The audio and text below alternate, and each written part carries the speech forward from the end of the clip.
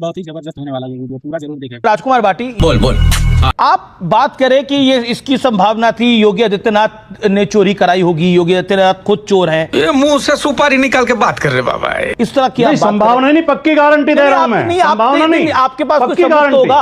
आप एक मुख्यमंत्री पर महंत योगी आदित्यनाथ पर चोरी का आरोप लगा रहे हैं। मैं सबूत देता हूं। आपने कहा कि सबूत क्या है, आप आरोप लगा रहे हैं, मैं सबूत दे रहा हूं। नहीं, जब 2 करोड़ की जमीन 18 करोड़ में लिखी गई थी तो योगी आदित्यनाथ जी ने कार्रवाई क्यों नहीं की? जब 5 तारीख में रुपए बरामद हो गए थे तो FIR दर्ज होने में 25 दिन क्यों लगे? Good question. चंपत राय का ड्राइवर जिसे 12,000 सैलरी मिलती थी, टीनू यादव, उसने अयोध्या में इतनी शानदार कोठी कैसे बना ली? चंपत राय को दिखाई नहीं दे रहा था? नंगा करके नहला रहा। जिन कर्मचारियों को 12,000 सैलरी मिलती थी वो बड़ी बड़ी गाड़ियों में 50-50 लाख की गाड़ियों में मंदिर आते थे, क्या इन्हें ट्रस्ट वालों को दिखाई नहीं देता था? भारी मिस्टेक हो गया सर।